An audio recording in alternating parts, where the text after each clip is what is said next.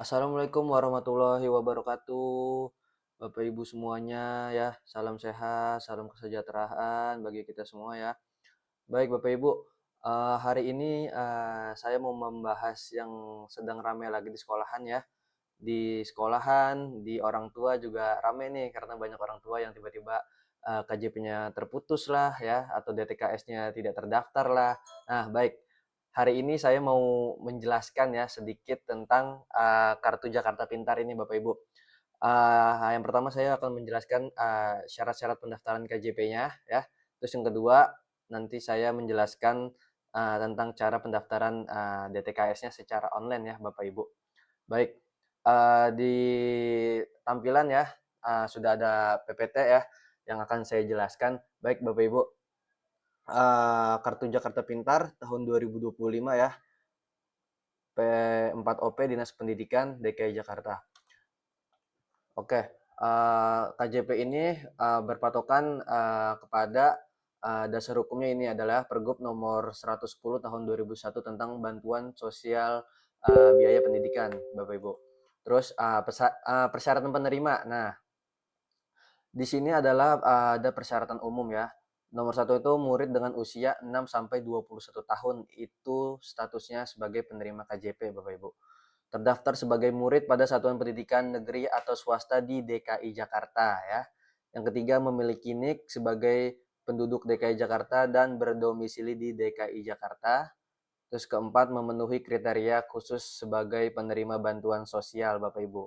Nah, terkait poin 3 Bapak Ibu, walaupun anak atau ibu atau bapaknya itu NIK-nya NIK luar DKI Jakarta, kan biasanya NIK DKI Jakarta itu kan 3175, 3174 ya.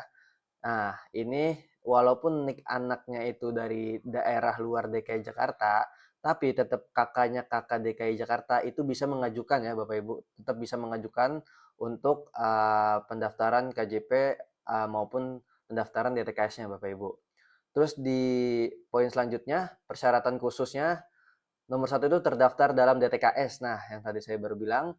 Terus yang kedua, anak panti sosial berdasarkan SK Kepala Dinas Sosial. Yang ketiga, anak penyandang disabilitas dan dari anak penyandang disabilitas yang terdaftar dalam DTKS Bapak Ibu. Jadi poin pentingnya adalah untuk persyaratan penerima KJP ya, Bapak Ibu harus terdaftar dulu DTKS-nya ya di Dinas Sosial. Nah, nanti kita bahas cara pendaftaran DTKS-nya Bapak Ibu. Oke, baik. Besaran dana KJP Plus ya. Kita lihat di sini Bapak Ibu ya. SD, MI, SDLB itu untuk sekolah negeri ya. Kita lihat untuk sekolah negeri aja. Biayanya itu adalah 250.000 ya per bulannya. Terus untuk jenjang SMP itu 300.000, untuk jenjang SMA 420.000 dan untuk jenjang SMK 450.000 ya Bapak Ibu. Jadi setiap jenjang berdasarkan tadi Pergub nomor 110 itu berbeda-beda dalam biaya personal per bulannya ya. Tata cara pendaftaran KJP Bapak Ibu. Nah, ini baru pendaftaran KJP ya Bapak Ibu. Beda lagi sama pendaftaran DTKS-nya. Nanti kita setelah ini baru kita bahas ya. Orang tua, yang pertama itu orang tua atau wali murid datang sekolah pada saat pendaftaran KJP Plus tahun 2025 ya. Terus selanjutnya orang tua atau wali murid membawa dokumen persyaratan pendaftaran KJP Plus ya. Pertama itu ada formulir pendaftaran, kedua ada surat permohonan kepada gubernur, ketiga itu ada surat pernyataan ketaatan penggunaan dana KJP Plus sesuai ketentuan, yang keempat itu ada fotokopi kartu keluarga ya. Yang kelima itu ada fotokopi KTP orang tua atau wali murid. Nah, itu sebagai syarat salah satu pendaftaran KJP-nya Bapak Ibu ya. Selain terdaftar di DTKS-nya. Baik. Timeline pendaftarannya ya untuk di tahun 2025 ini ya di tanggal ya kita lihat di sini di tanggal 26 sampai 28 Juli ya orang tua atau wali murid menyiapkan berkas persyaratan usulan KJP Plus. Nah, harusnya di tanggal segini pihak sekolah sudah menginfokan ya bagaimana atau persyaratan apa aja yang harus Bapak Ibu kumpulkan, berkas apa aja dikumpulkan ke sekolah ya. Itu nanti biasanya dikoordinasi oleh wali kelas atau korlasnya masing-masing. Terus kita lanjut pendaftarannya. Nah, ini tugas sekolah Bapak Ibu. Untuk pendaftaran itu di 30 Juli sampai 7 Agustus itu pendaftaran di sistem Bapak Ibu ya. Di sistem atau yang disebutnya biasanya pihak sekolah itu menginput data anak masing-masing satu-satu ya ke dalam sistem KJP-nya ya. Terus ya ini waktunya hanya tanggal segini Bapak Ibu, 30 Juli sampai tanggal 7 Agustus, tidak bisa lebih dari tanggal 7 Agustus, biasanya nanti sistem bisa ditutup seperti itu. Terus selanjutnya ada verifikasi dan unggah SPTJM. Nah, ini pihak sekolah juga Bapak Ibu. Ini udah tugasnya pihak sekolah. Terus nanti setelah diunggah, nanti verifikasi Dinas Pendidikan Provinsi DKI Jakarta itu tanggal 11 sampai 16 Agustus ya.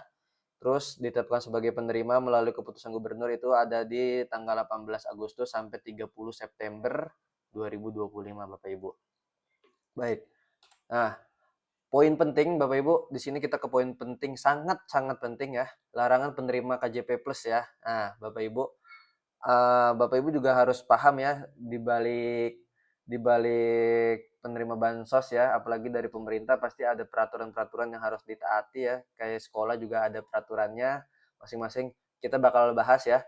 Yang pertama coba membelajarkan bansos biaya pendidikan di luar pergunaan yang telah diatur dalam Pergub. Nah, itu Bapak Ibu ya, membelajarkan dana KJP di luar dari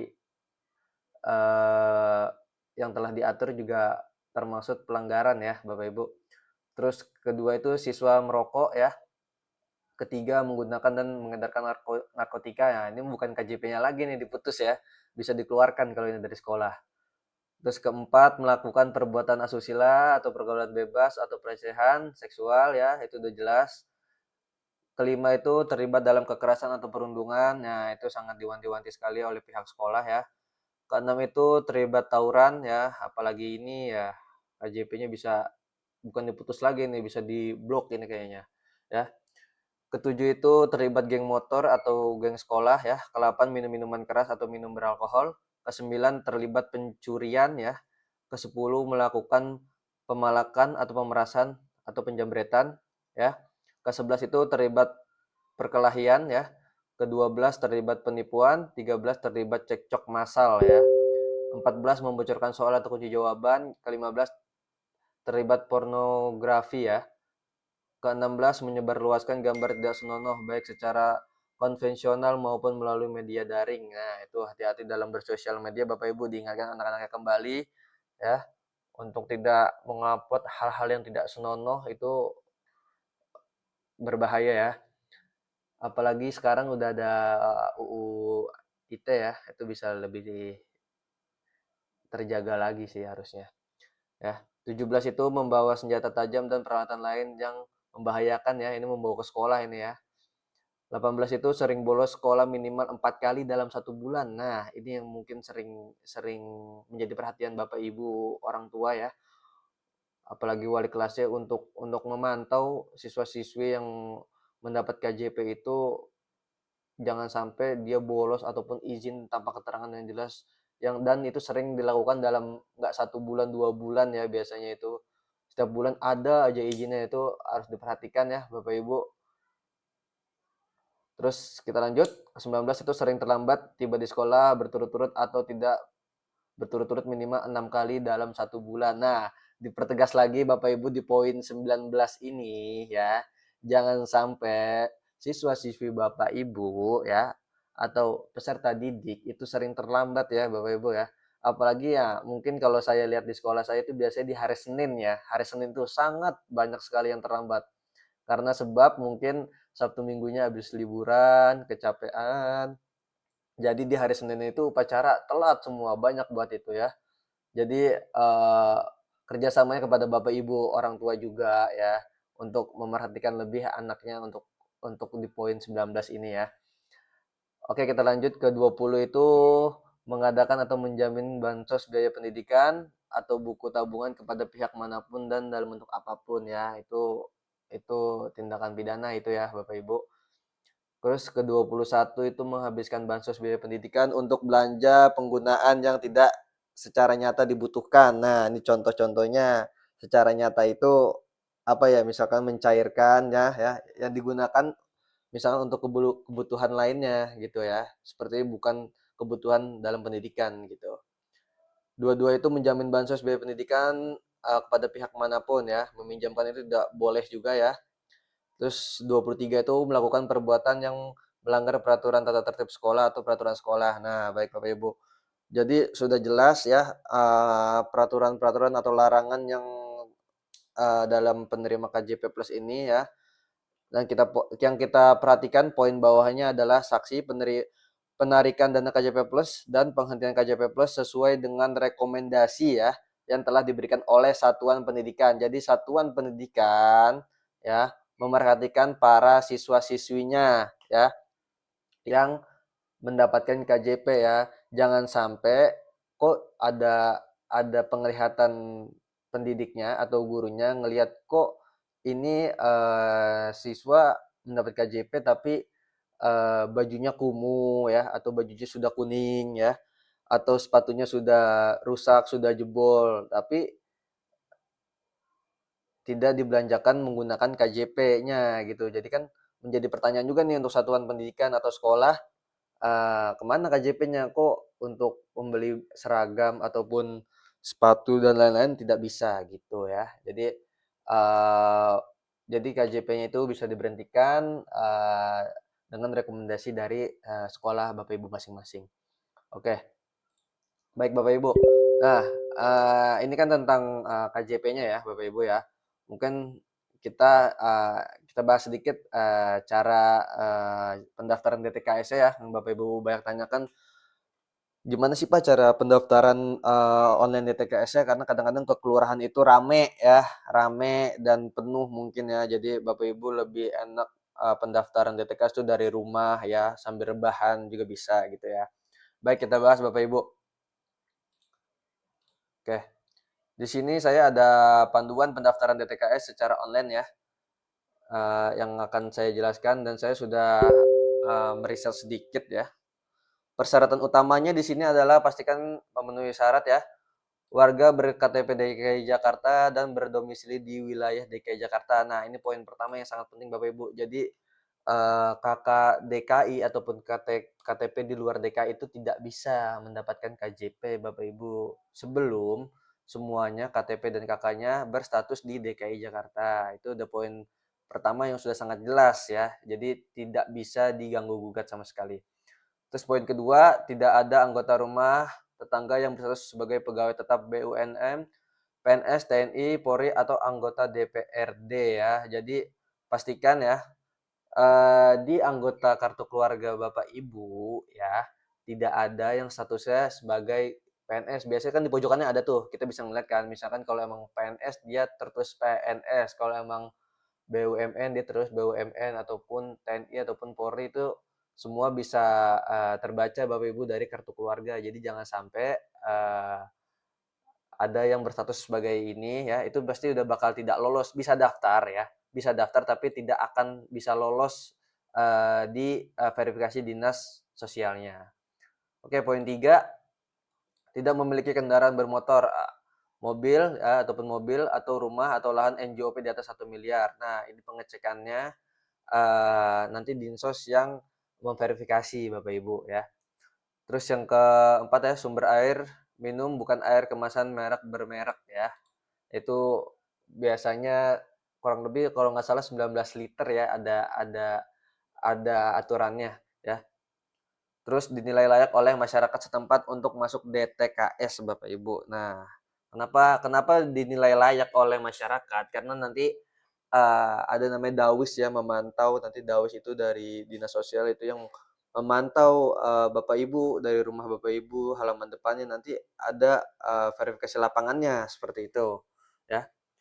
Terus langkah pendaftarannya bagaimana sih Bapak? Oke, di sini kita masuk ke langkah pendaftaran ya.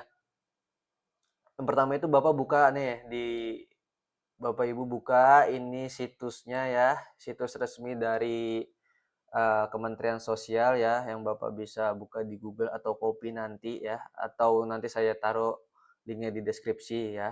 Bapak copy, Bapak masuk nih, nanti kalau sudah itu Bapak masuk, pilih menu pendaftaran ya. Sebelum memilih menu pendaftaran, kalau Bapak udah masuk ke tampilannya, Bapak Ibu semuanya, pilih dulu DTKS ya. Pilih dulu DTKS, lalu ke menu pendaftaran.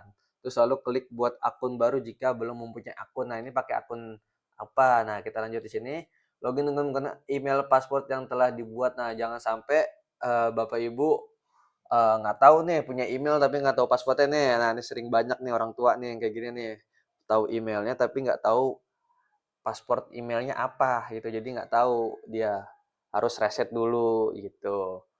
Terus keempat, pilih menu input pendaftaran baru atau pendaftaran DTKS. Ya, di situ nanti ada menunya ya.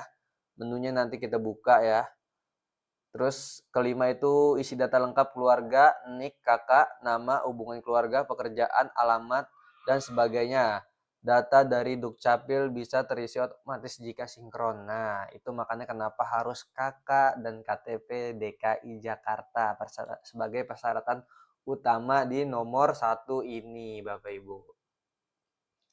Terus lanjut, jika ada ketidakcocokan data, lakukan klarifikasi lewat kelurahan dengan membawa KTP, KK, surat RT ataupun RW. Nah, ini jika ada misalkan Bapak Ibu sudah pindah ya, sudah pindah tempat tinggal tapi masih di DKI Jakarta. Nah, itu Bapak Ibu harus verifikasi langsung datang ke kelurahan dengan membawa berkas-berkas Ibu. Misalkan sudah pindah nih dari Jakarta Selatan ke Jakarta Timur. Nah, Bapak Ibu harus memperbaiki datanya, yaitu datang ke kelurahan ya. Terus ketujuh itu setelah yakin semua dengan datanya sudah diisi, baru klik kirim atau submit ya. Nah, Bapak Ibu, nah di situ Bapak Ibu harus menunggu dulu, tidak bisa langsung diproses. Pasti menunggu kurang lebih 3 sampai 4 minggu ya proses verifikasi data Bapak Ibu itu. Terus proses setelah pengiriman usulan. Nah, pendaftaran sedang dibuka, cek status di situs DTKS. Bila tertulis pendaftaran ditutup, artinya saat ini belum ada gelombang pendaftaran terbuka. Nah, baik Bapak Ibu, perhatian di sini ya. Jika pendaftaran dibuka ya, jadi di webnya nanti Bapak Ibu bisa klik semuanya, bisa klik. Nah, Bapak Ibu bisa klik, bisa mendaftarkan DTKS-nya lewat situs atau link yang telah saya kasih di sini ya. Tapi bila tertulis pendaftaran tertutup seperti ini, artinya Bapak Ibu harus menunggu dulu sampai nanti gelombang berikutnya terbuka. Jadi jangan panik Bapak Ibu.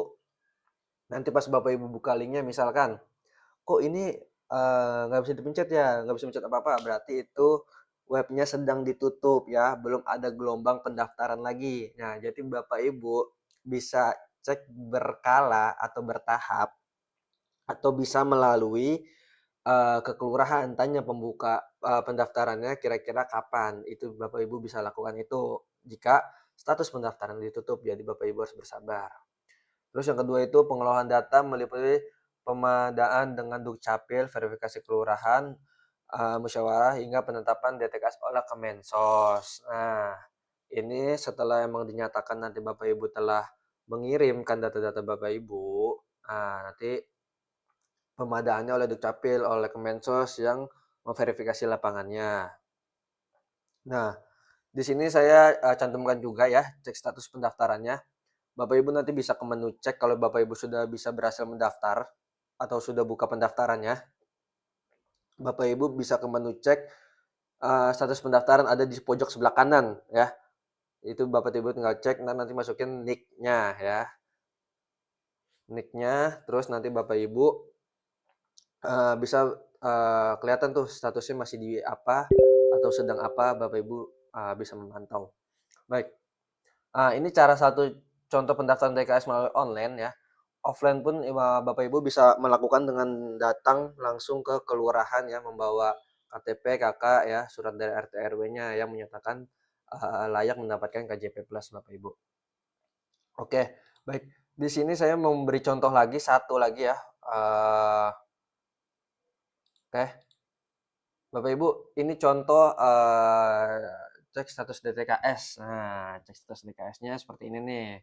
Masukin nik anaknya, jebret. Nah, kategorinya DTKS Januari 2025, masuk penetapan. Nah, Kalau sudah masuk penetapan gini berarti DTKS Bapak Ibu telah berhasil ya atau telah diverifikasi oleh Dinas Sosial. Jadi nggak usah hirau lagi. Nanti tinggal nunggu pemberkasan di periode berikutnya biasanya. Karena cut off-nya di tahun ini adalah Januari 2025. Jadi yang hanya bisa mendaftar itu 2025 ke bawah yang masuk penetapan. Contohnya 2022, 2023, 2024. Jadi untuk masuk penetapan di 2025 itu belum bisa melakukan pemberkasan. Seperti itu. Baik, mungkin segitu dari saya melalui kejelasan cara pendaftaran dan cara Bapak Ibu pengecekan DTKS atau pendaftaran DTKS ya. Terima kasih ya dari saya. Semoga bermanfaat buat Bapak Ibu semua. Sekian, wassalamualaikum warahmatullahi wabarakatuh.